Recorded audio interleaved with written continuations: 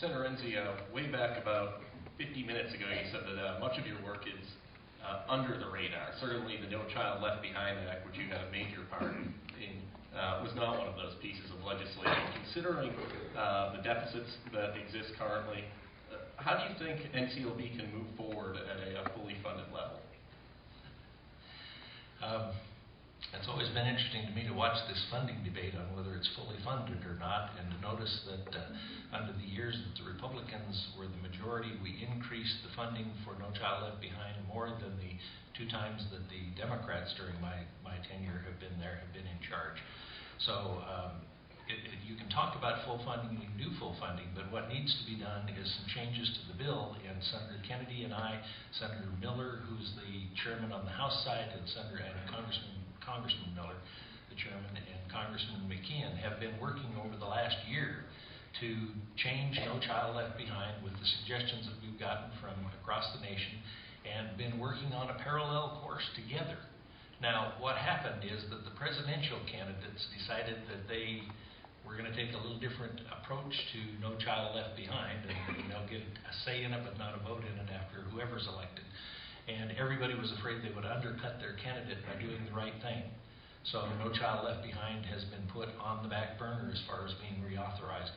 It will be reauthorized under a different name, whatever the name of the new president prefers, but it has brought transparency, it has brought progress, particularly in inner city areas where kids were really getting left behind. A lot of No Child Left Behind was based on what's happening in Wyoming. We already had testing, we already had highly qualified teachers, and that looked like a good idea for the nation, where a lot of places don't have either of those things. I get to work on all of the education issues. That's one that got delayed. We did finish the Higher Education Act and a second bill on financing higher education. We recognized that there was a crisis in financing coming, and we passed a bill to make sure that there would be funds available for the kids going back to college this year and in future years.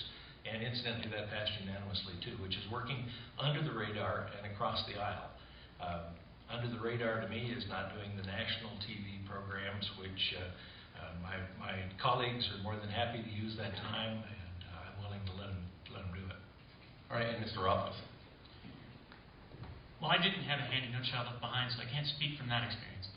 But I can speak from the fact that I've talked to an awful lot of teachers in the state of Wyoming and elsewhere, and nobody's very happy with the idea of teaching to tests. And I think it's kind of funny to hear the idea that it's been working. And the reason it's been working is because you basically mandated that everyone teaches to a test, and then you test them. I suspect that it would probably work. But that doesn't necessarily mean that anybody's getting a better education. It just means that they are better at taking the test that they were mandated to take. So good job, everyone.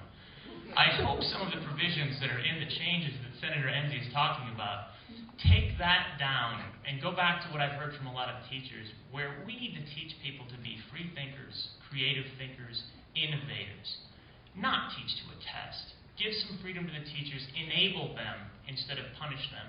And I think we'll have a lot more happiness and a lot more empowerment for our teachers and our educators. Furthermore, on the Higher Education Act, I know we've heard a lot about this, and there was a lot of heralding when it came out, but this was a bill that took 6.5 years to pass. It's over 1,200 pages. And my favorite part of it is that in that 1,200 pages, there is probably the best provision, which is to shorten the financial aid form down to 3 pages. And the reason that's my favorite part is just the irony of it all, that you've got a 1,200-page bill where the finest part you probably could have written in 30 words.